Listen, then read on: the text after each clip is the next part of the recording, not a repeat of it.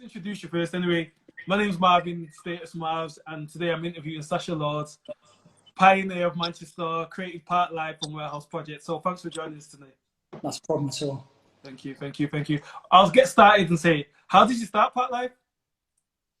So Part Life was back in 2009. We realised there was no like big event. You know, like in America, you have the end of year prom and stuff like that. Yes. There was nothing in Manchester for students to go to. Mm-hmm. So we thought, do you know what? Manchester's got the biggest student population in the whole of Europe. Surely we need to be doing something. I didn't know that. Yeah, so it started off one day in Platfields, 20,000 people, and it sold out. And it's now, you know, it's grown and grown and grown. And for the last few years, it's been 80,000 people each day on the Saturday and Sunday at Heaton Park. So yeah, 80,000 each day. 80,000 each day. That's crazy. And this year would have been, obviously we cancelled it, it would have been bigger because we had 80,000 on the Saturday, 80,000 on the Sunday, but we had 50,000 on the Friday for Liam Gallagher. Crazy. So what's been how quick because Part Life is normally a sellout. What's the quickest sellout you've had? For Part Life? Yeah. Well, put it this way, I went to the office today, and it was quite sad when I walked in because we have, every day the first job is for someone to do a ticket count. Yes. I'm obsessed with ticket counts. Okay. For me, that's the most exciting thing. How many tickets have we done overnight? I need to know, like, now. Yeah. So there's a board in the office. When you first walk in on the left-hand side, it says how many tickets you're on. And we closed the office, I think it was the 12th of March, and we were on 78,600 tickets, 603 tickets. So it was our fastest selling year this year. Crazy. Yeah, that is just upsetting, I guess. Do you know what? Actually, if I'm being, I mean, it's upsetting because 27 people in the office have worked on that thing for 12 months. People don't realise how much going into planning Part Life. You know, we're already, we're well ahead on booking for next year. Oh, really? Yeah, well ahead. But actually, cancelling Part Life, you know, is it going to make a difference to my life personally? Actually not. But what it is going to do is it made a difference to the 4,500 people who work during Part Life. Yes, that's true. Their work had gone. During Part Life weekend, forget what goes on in our perimeter, but outside of the perimeter in the city centre, it brings £13 million into the local economy. So that was a big kick in the teeth. That's a big loss. And I felt sorry I was getting calls off freelancers who, not just with Part Life, all their work had stopped across all festivals during summer. And that's what gave me the idea to set up United We Stream. Yes. Because those people, they weren't being helped by the government. You know, they were falling through the cracks. And I'll give you an example. I won't mention his name, but my sound engineer who we've used since 2006, he's, whenever the Prodigy or Massive Attack tour, they always ask for this particular guy. He's the best in the business. And he'd gone from being the sound engineer, who's like the Rolls Royce of sound engineers. He's now packing shelves in Tesco. I mean, there's nothing wrong with packing shelves in Tesco at all. But to go from there to then earning minimum wage, I had to do something. And that's what United We Stream was all about. Yes, that's been very successful. How many people did you get streaming that? We got a cool 15 million. Really? Yes. Yeah, that's impressive. 15 million over 10 weeks, and we raised just under £500,000. That's great. That's so impressive. That's so impressive. Do you know what? It's gone out quicker than you could possibly imagine. It's like I've never spent £500,000 so quickly in my entire life. But it's nice to lots of people who, sometimes with these charities or causes, they're all amazing. But sometimes you donate money to a charity and it goes into this big system and it's helping, but you don't know where it's helping. Yeah, I believe that as well. Yeah, definitely. With this, on the applications, I could see the names, I could see the organisations, I could see where the money was going, and it was 10 weeks of probably the hardest work we've ever done. It was only a small team behind it, but actually handing that money out was such a good feeling. I can imagine. Yeah, I can imagine, and in the long run, it'll give more power to anything you do because of the good cause. Because a lot of people over this period just stood still. but you're still proactive. You could have been like, oh, I'll wait till next year and we'll bring back part life, but you did something, and that counts for a lot. No, thank you. Well, Demi, you know I'm a technophobe, and I can't set up these things on my phone. So, Demi, my partner who you spoke to before we set this up, she actually, in the back of her mind, she thought in part life's cancelled. Oh, 3 months, I've got him now. That's it. And then I threw myself into United We Stream. So yeah, it was tough, but we did it.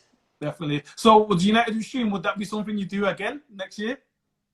It's not. So it was so intense because there was literally a small team of probably 5 or 6 of us. Oh, wow, okay. We were booking it, promoting it, editing it, filming it, doing all the logistics. So for those 10 weeks, it really took. We were working in like 17, 18 hours a day, 7 days a week. Crazy. So we have taken a few weeks just to have a bit of a breather. Of We've course. got some big things coming back with. We've got some Hacienda events coming up. We've got a Move Festival. You know, we're talking to Pride about maybe doing something on United We Stream. There's a few things that are still going to come. So it's not the end. It's going to carry on. Yeah, no, I understand that. So obviously you do a lot for Manchester, and you make Manchester a place to look at across the world. What do you like about Manchester so much? Because a lot of people, they can do well and just forget about Manchester, but you really embody that and you put that behind your brands. I tell you, the thing I like about Manchester is, you know, on paper, I should not really have done all right for myself because I went to an okay school, but you know, I didn't get any A levels. I didn't go to college. I didn't go to university. Okay. So really, you know, the city kind of gave me the opportunity to do well. You know, when I came up with these stupid ideas about putting a rave on in a brewery or a rave in a car park, you know, they allowed me to do that. Okay. I can't think of, at the moment, the Warehouse project's at a venue called Mayfield, the capacity 10,000. I cannot think of many city regions that would allow 10,000 people every Friday and Saturday for 3 months to have a rave in a car park. I can't think of, you know, it's not heard of. Yeah, so it's true. It's I feel like I owe something back. Yeah, definitely. Even you doing this interview, it's like, it's useful for us because we can get so much knowledge, because there's nothing better than seeing someone from your city aspire and execute what they've done. So I'm going to rewind a bit. Where did you first start? What was your first event? Obviously, I do events myself, so it's interesting to me to hear from such a successful... Do you mind me calling you a promoter? No, I am a promoter. Yeah, That's it, I'm a promoter. So, so basically, when I was at school, there was a guy in my class. My school was really good. They had, you know, some people paid, some people went on bursaries, so it didn't matter who you were, where you're from. You know, I went to Manchester Grammar. Okay, yeah. And my brother went there. Pardon? My brother went there. Okay, well, your brother's more intelligent than me, I can tell you that. I was He's intelligent. He's intelligent. Bottom of the earth. But you'll know then that school allows anybody the opportunity. You know, if you can pay, you pay. If you can't pay, you get a scholarship or a bursary. So there's such a nice mixture of people at my school. And once you put that uniform on, it didn't matter where you came from. It didn't matter your background or anything. You know, you were there. So that was the good thing about it. There were loads of bad things about it, but that was one of the good things about it. But there was a guy in my year who, his parents are wealthy. And for his birthday in 1991, they rented in a nightclub in South Manchester on a Monday night that would be closed. And this was before internet, before Facebook, Insta, before anything like that. Yeah. There was not even such thing as texting, right? So basically, they rented in this place, and it's like you see in Facebook now, one of those things, it snowballed. He invited 100 people, 400 people turned up. Okay. And it was sold out. And I was stood there that night, and I was thinking, well, this club is normally closed on a Monday. So maybe I could go and speak to the owners and say, look, why don't... Sorry, someone's just texted me to say enjoying this. That's why I just threw me. But some, you know, I was thinking, why don't you actually, if I could go to the owner and say, look, it's a Monday night, you normally shut. Give me the opportunity free rent, and you know, I'll get people in, I'll take money on the door, I'll pay the DJs, you take money in the bar and the cloakroom, and that was it. But then I got carried away in my own head, and I didn't want to settle for a club in South Manchester. I decided to go for the Hacienda. Okay. That had a capacity of just under 2,000 people. It was a Monday night, and the first event I did was the 4th of July, 1994. Okay. And actually, Marvin, to be honest, I only did it to pay some bills off. I didn't think it was going to be a career. I didn't know what I was going to do. I used to do market stalls selling leather jackets. But that night I got a bit of a buzz for it, and I thought, actually, this is all right. You know, it's a Monday night, 700 people. I made a little bit of money. I paid some bills off, and then yeah, that was it. That was the start. Okay. There's a few promoters watching. What do you think it takes? Because the thing is with events, knowing myself, you can be like doing it for ages, and it's hard to convert it to a business.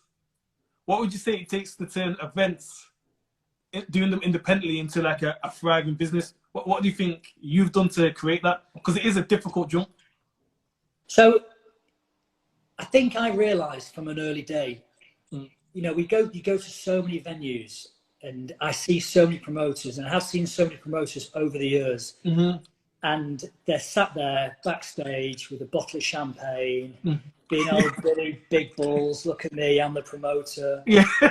I'm never interested, and that was never me. You know, I was not interested in that. It's a business at the end of the day, and yeah, you do have to entertain people and talk to people, but I wanted to stand on the door, make sure everybody was getting in okay, making sure the logistics are okay, you know, making sure things were running properly. I never had an interest about sitting at the back drinking champagne thinking I'm it, because those people come and go, and I've seen it happen so many times. Definitely. And one day they'll be top of the game, and then the next day you've not even heard of them. They've Yeah, gone. definitely. So, they have their heyday. They had the heyday, and then it lasts 2 years. And for those 2 years, they walk around Manchester like, yeah, I'm a real cool promoter, and then they're finished. So I've always treated it as work. You know, on my events, I've never had a drink. I have one when I get home, but I never have a drink. I'm always there. I'm ready. If anything goes wrong, which things do go wrong, I know you put comedy nights on, which is fantastic. But with dance events, you know, there are more issues that could go wrong. Well, depending on the comedian, of course, obviously. But you know, not too controversial. Yes.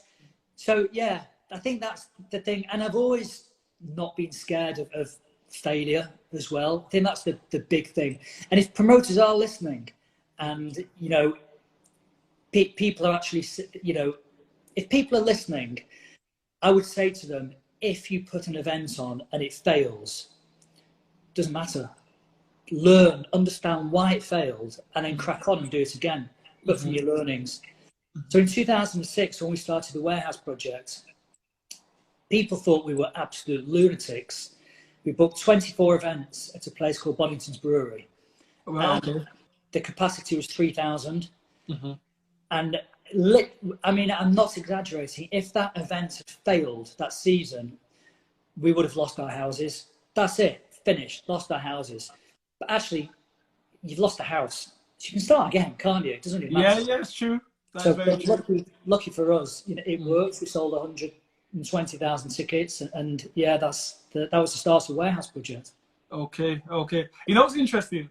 I feel like I can tell you're not scared because you take some high risk, real high risk.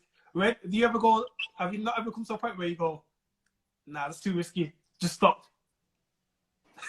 No, but I'll tell you the honest truth about something that I don't talk about.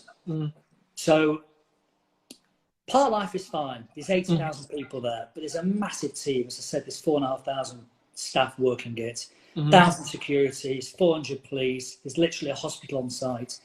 So I feel quite comfortable in that environment. Okay. When Warehouse Project was at Store Street, the capacity was 2,500. So if something went wrong, I could be there within 60 seconds. Whether it be medical or you know, whatever. There's so many things that can go wrong. Now at Mayfield, the capacity is 10,000, and I can't walk into that main room because when I see that amount of people stood in front of the main stage, it actually completely freaks me out. It scares me. Yes. thinking of how many people are actually here, Mm-hmm. and all these things that could go wrong. So for the whole of the last season, I spent most of it sat in the bar's office at the back, just listening to the walkie-talkie radios, because it's you get 250,000 people came to Wales Project last season.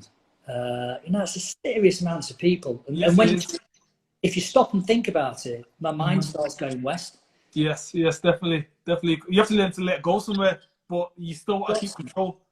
Have to. Yeah, definitely. You know what's interesting to hear as well. Obviously, you're the nighttime economy advisor. Could I just ask you, what does that role actually entail? I'm still trying to work out now, actually. So it was basically so I've been a promoter for 26 years. Mm-hmm. And when our mayor, Andy Burnham, asked me to take it on, I've been a promoter for 24 years. Mm-hmm. And over those periods of time, I got quite frustrated that things, because of what we do as promoters, people see it as like a bit of fun. Yes. You don't see it, and I understand that, because when you go out with your friends for a meal or to a bar or a nightclub, I know you mentioned Live before when we started, that's when you have your fun and let your hair down. I've never been to Live, by the way. I don't think they let me in.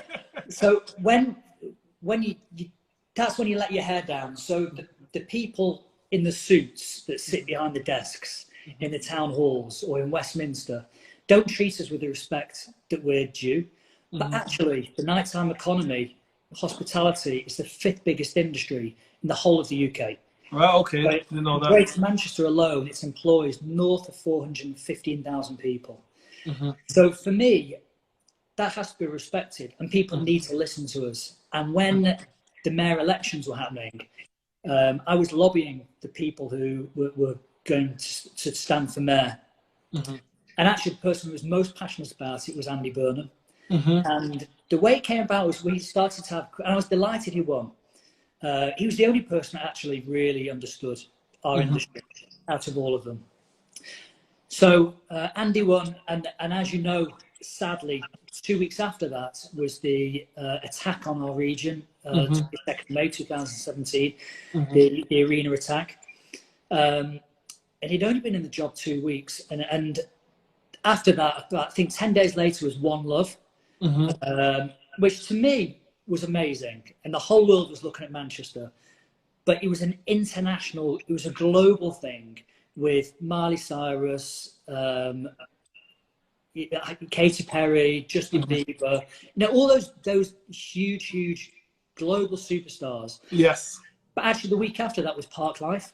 Yes, I remember. Me, that was, One Love was 50,000 people. It was watched by millions. But to me, Park Life was the biggest time Mancunians had come together.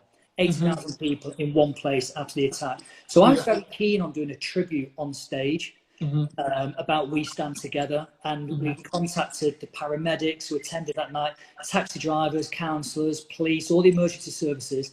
They all came on stage. They were crying. And I asked Andy to come, and he made a really impassioned speech. And you could literally hear a pin drop in the crowd.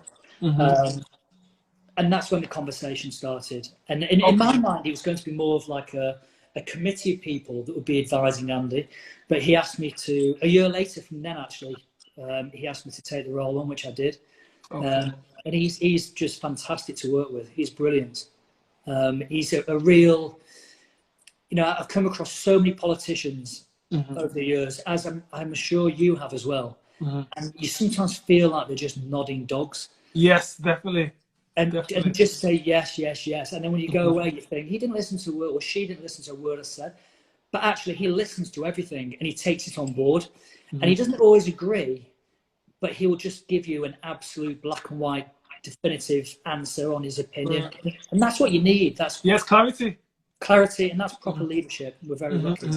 Definitely. So, for some people that might never meet him on a personal basis, what does he want from Manchester? What's his aims, objectives for Manchester?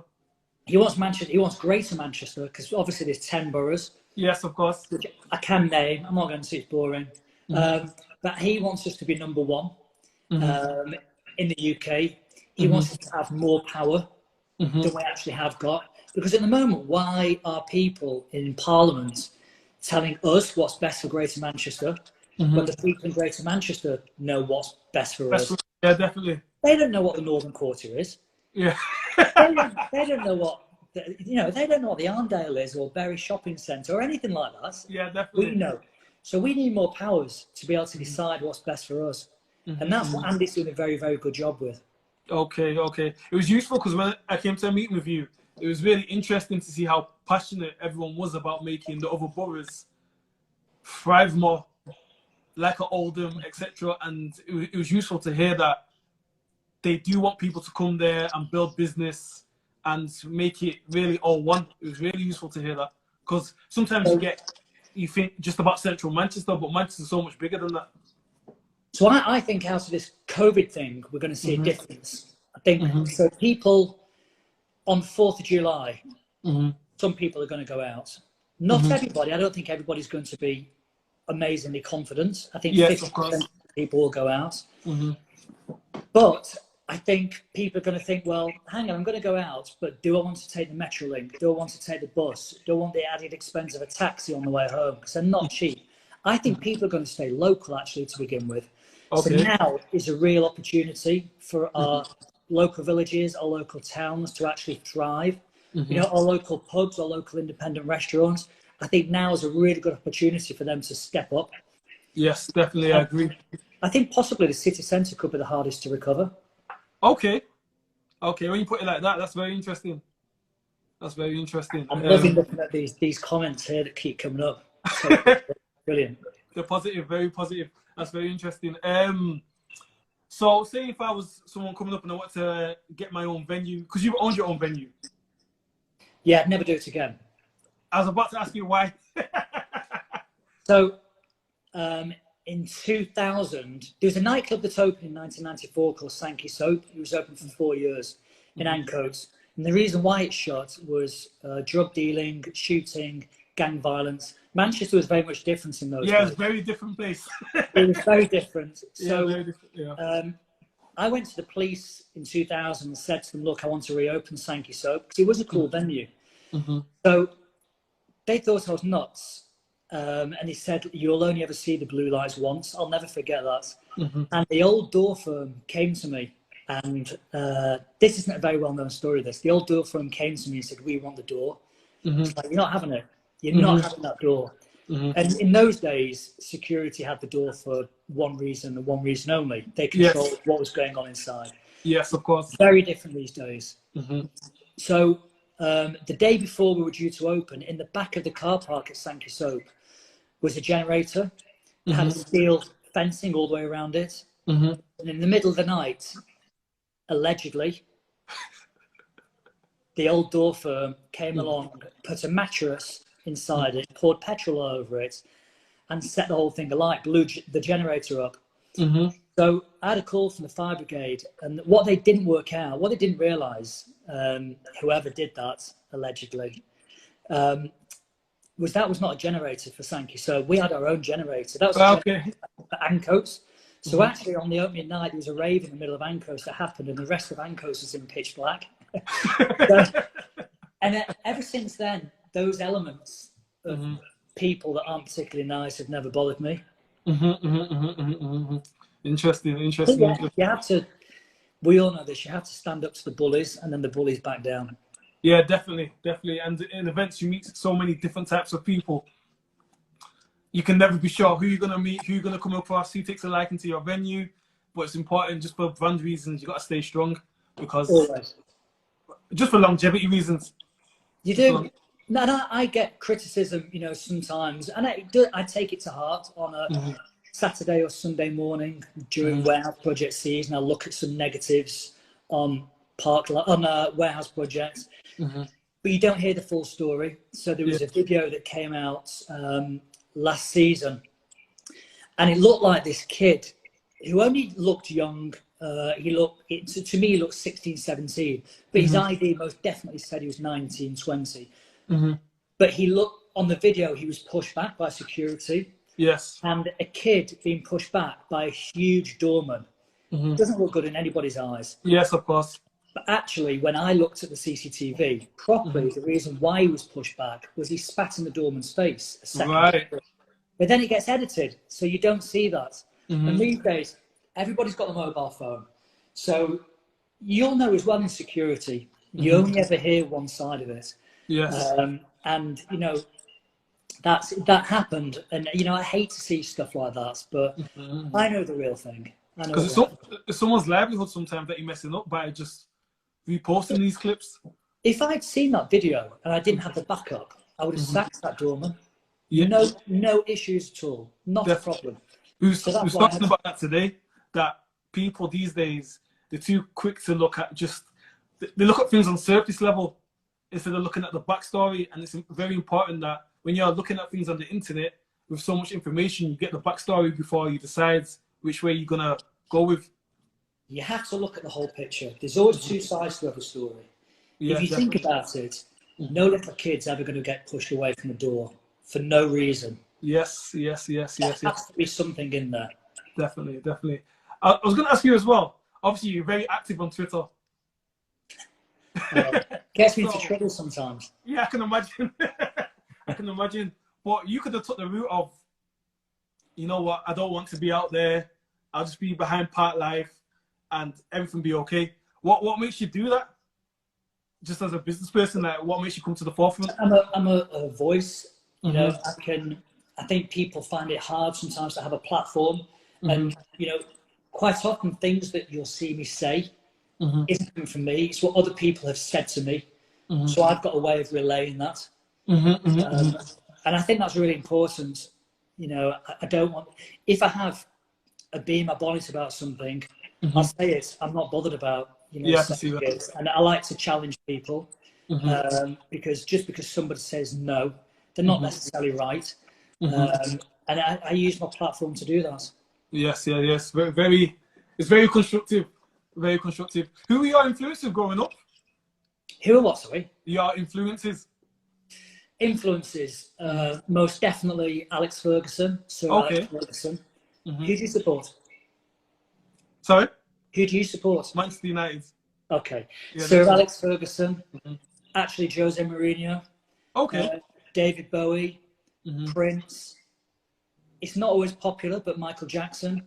Okay, yeah. You know, they were the people I looked up to. No problem. Okay. And I was going to ask you as well, as part of that, is it just yourself that owns it? No, there's a few of us now. So, okay. So there's myself, there's my business partners, Sam and Rich. And then there's an American company that bought half of it back in 2016 called Live Nation. So they're involved as well. Oh, okay. Live Nation, yeah, massive. Yeah. Of course. So what did it start off as? Was it just yourself, how it started, or? No, I think there was 4 or 5 of us when it started. But myself and Sam had the majority shareholding. Okay. So what role do you and Sam play for each other? We're chalk and cheese. Sam's the booker, and I'm more the logistics guy. I'm more the boring guy. Okay. I'm the one that doesn't party. You know, I'm the one that's in the background during the events. Sam does a great job of booking it, and then when the artists are there, entertaining them, mingling them, the creatives and stuff. But on the nights or during the days at Park Life, I'm the more business side of the events. Okay. Obviously, booking a lot of these acts, have you had any crazy demands? I mean, how long have we got? Just give me one that stands out there. I think 2. So probably the one that was not the hardest to work with, but the one that was so specific in everything he wanted was Frank Ocean. Okay. And you know, 2 days before he was due to arrive, he asked for another 40 rooms for his crew. 40 rooms? Yeah. What, a hotel? I've not finished. Yeah, in the Lowry Hotel. Oh, really? Which we couldn't believe, but we had to do it. Right, and then I think the one that stands out for me, the memory Grace Jones, meeting Grace Jones was amazing. But when Snoop Dogg played for us, I really wanted a picture with Snoop. Okay. Because it's Snoop. Yeah, Snoop obviously is iconic. Like it's Snoop Dogg. Yeah, So yeah, I wanted a picture. yeah. And so I stood outside. Normally, the tour manager will say, "Yeah, come in," and da da da. This is the promoter. But he made me stand outside his dressing room, his porter cabin, for 15 minutes. Right. And then when that door opened, you've never seen as much green smoke come out of the like. Well, I don't know what was going on. Well, I do know what was going on in there. And he came out, and you know what? He's massive. He is so tall, but he was really nice. But the one thing I remember about him is when I shook his hands, his hands they were so dry. They were cracking. And I was thinking to myself, you've got all that money, you know. If that was me in Beverly Hills, I'd be like having moisturizer and manicure and everything. Of course, to the max. You're Snoop Dogg. Yeah, definitely. He was wearing white trainers, and to get from his porter cabin at the back to the main stage before he performed, he insisted that we got towels to wipe the steps down. Get to the main stage. So I thought that was quite funny. Yeah, that's interesting. That's funny. Very interesting. I was going to ask you as well, because obviously booking a big act like Snoop must cost so much money. Frank Ocean must cost so much money. How do you, doing events are expensive. So sometimes you do events, are you operating at a loss? And I'm saying this for people that do promotions, doing business, because sometimes it looks like you put a lot into just making the event happen. Yeah, the simple answer to that is yes. Okay. So, and I'll give you an example. When we put out the Warehouse Project season, you have to have some standout events. Yes. And it's so that everybody's looking at it. And it's exactly the same business model as if you go to Tesco or Sainsbury's or Lidl. They will be selling some products in there at a loss leader. Okay. But you know what? You go in there for your loaf of bread to make a loss, but actually you'll do your weekly shopping there. So overall, you're making profit. And I remember Sam booking the Chemical Brothers for Store Street. And when I saw how much they were when we did the bank transfer, I was like, hey, that doesn't make any money. Yeah. In fact, he made a loss. So that night, we completely sold out. It was the first event to sell out that season. It went like that. Interesting. Everybody looking at the Warehouse Project. But I was stood on the door in the freezing cold till 5 in the morning to lose £20,000. Crazy. That is crazy. I drove home crying. I can imagine. That is crazy. It's interesting to know that, because sometimes you just think when you're doing business, everything has to be executed to the stage where you've made money all the time. No, that's not right. So it's important for promoters listening to this, that some promoters, and I'll refer to the ones, again, that I spoke about before, the Champagne Charlies, the smash and grab, here for 2 years, gone. That's it, done. You'll probably see them in the Ivy, drinking champagne in there. Forget those people. They're not building a brand. They're not building a brand. You know, it takes time to build a brand. And I don't know how many shows you put on a year, Marvin, but if you put 20 shows on a year, and 10 of those, if 2 of those lose money, if 8 of those break even, and 10 of those make money, then well done to you, because you're building a brand. And next year, you'll be even bigger. And the following year, you'll be even bigger. And then you'll reach a peak where that's it, you're making money every single year. Okay. So it's about momentum, really, isn't it? And protecting your brand and making the quality really good. And I know with your shows, I've seen the lineups of the comedians, you put quality and content into that and thought into it. Yes. And that was really key, really key. Thank you. What would you say is your biggest win so far? Like, what's the thing you're most proud of? It's not happened yet. It's not happened? No, still waiting. Really? I think for me, so listen, one of the proudest thing for me has got to be, and I started at the beginning, I said I had no qualifications. I didn't go to university. I didn't go to college or anything like that. I didn't know what to do when I left. And then the mayor asked me to be nighttime economy advisor for Greater Manchester. Yeah. And every morning when I grew up as a kid, I was really into the Smiths. Okay. And I've always been a Manchester United fan all my life. And when I leave in the mornings now, I drive past Johnny Marr's house on my lane, who's half of the Smiths, and then his next door neighbour's Paul Pogba. Right, okay. I'm like, how did I get here? Yes, I yes, think yes, yes. it's like someone somewhere has made a mistake, and I'm just waiting for that person to knock on the front door. Like, if you go on Paul Pogba's Instagram, about 3-4 weeks ago, he posted a picture of him dribbling a ball in a road with his mum, and it had like 10 million likes. That's my front door. That's crazy. And I was like, I couldn't believe it. Everybody was texting it to me. That's crazy. So That's so impressive. So yeah. impressive. And it's, you know, it's just nice that someone from Manchester has done that. So it's great to know that. There's loads of some really good people in the city region. Really good definitely, people. definitely. What would you tell her if you were to do all this again? What would you tell a younger Sacha Lord? I think maybe don't get down if something doesn't happen. Okay. You know, not if something doesn't work, don't get down about it. As I said before, learn from your failures. I think that's probably it. Okay. And just something I've probably done a very bad job of in my life is actually enjoying time. Actually, it's difficult, isn't it? Because you're always thinking. It's difficult because you're always thinking. It's like now, you know, it's like 20 to 10, and we're having this chat. Yeah, of course. Should be upstairs watching. Do you know the City score, by the way? Because when it started, I know City were losing. No, I don't. My cousins are very much Liverpool supporters, and they're saying, "Oh, we don't want to win it tonight anyway." So I don't know where they're up to. Yeah, it looks like when we started. So I should be watching football.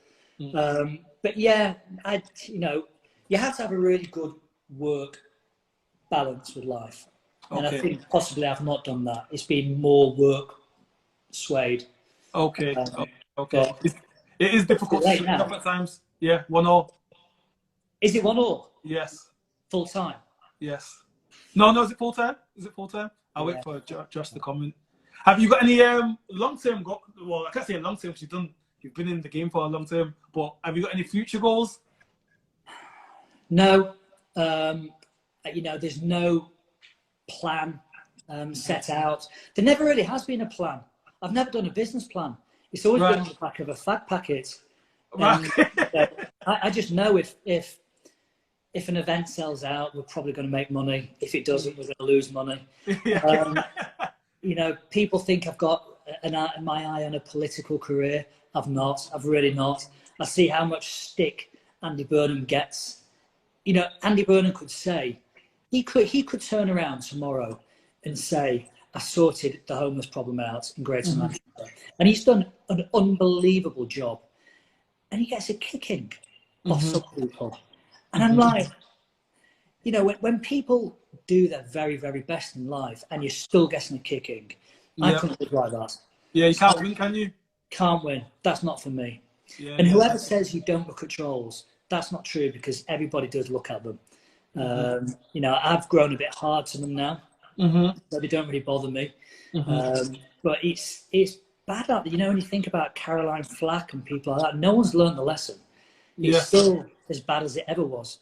Yes, I'll never get people that take all that time out just to troll people. And the worst thing is when they troll with lies.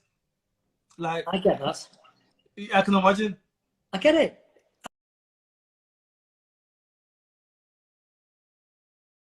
Absolute. People come up with absolute crap. Yeah. I'm like, where's that come from? But it doesn't bother me. Definitely. Have you got a legacy you want to leave? Like, do you know what your legacy you want to leave behind? Like, what do you want Sacha Lord to be known as?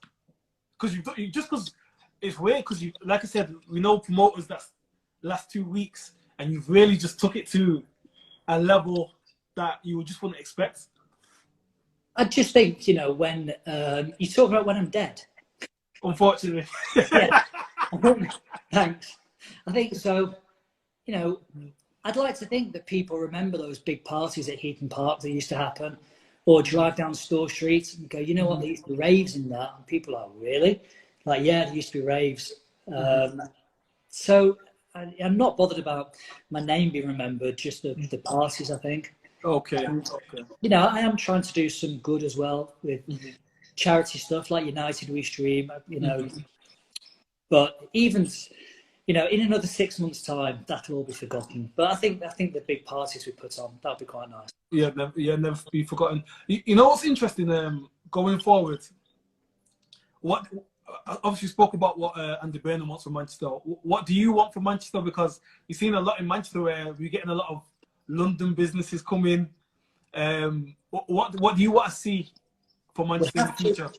Yeah, we have to retain Manchester. Mm-hmm. We have to retain our status and our symbol. That's so important. Mm-hmm. You know, I'm not going to name them, but you look at other city regions that are just so flaky and they just blend in. Mm-hmm. We don't do that in Manchester. We stand up for what we think is right. Correct. That will remain the same.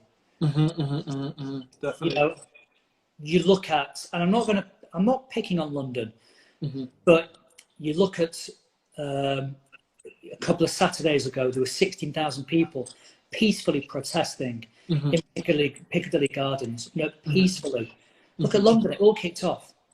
You know, we do things here in a different way. We do, definitely. It has to remain that way.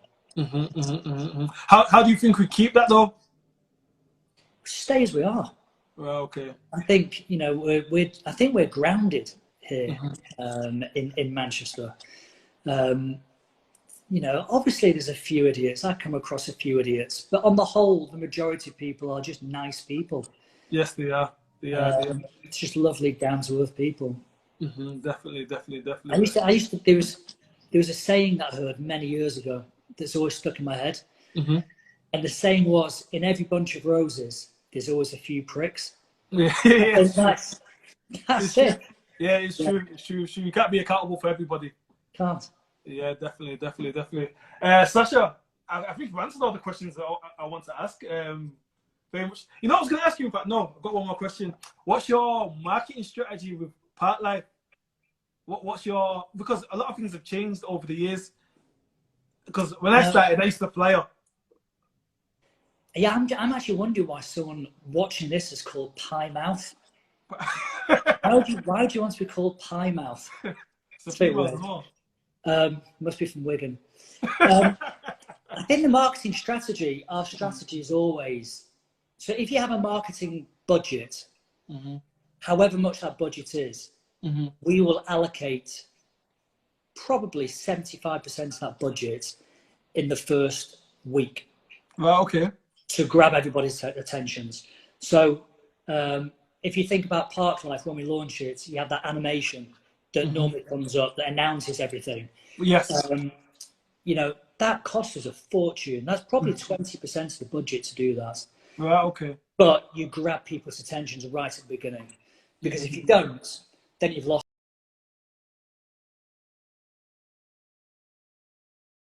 them. And if you ever see a warehouse project poster in the city centre, when we launch, we're quite cocky with warehouse season. We'll put posters up that just has the bird on it. Mm-hmm. You know, the dove, that's our symbol. Yes, and we don't say anything about the lineup. Mm-hmm. If you ever see a poster with the lineup on it with warehouse projects, that means the event's not selling very well. But we're trying to really get people. And it probably, out of 35 shows a season, it probably happens 3 times. Mm-hmm. 3 times during that season. Mm-hmm. But you know what? You can't sell them all out. It's hard. Sometimes they just don't engage. Mm-hmm. It's just frozen. Yeah, I'm there. Sorry, yeah. My battery's telling me I'm about to go. But yeah, that's it. I would just, you know, if you have a budget, spend most of your budget to engage people's attentions at the very outset. That's very interesting. Thank you for that. I'm going to wrap it up there. I'd just like to say thank you for joining us today. It's been Sacha Lord, owner of Park Life, Warehouse Projects. And thank you very much. I'll be seeing you around. I'll talk to you soon. So thanks to everyone that joined the chat, and I hope it's been useful to everyone. Thanks, Marvin. Thank you. Take care. Speak to you soon. Take care. Thank you. Bye-bye.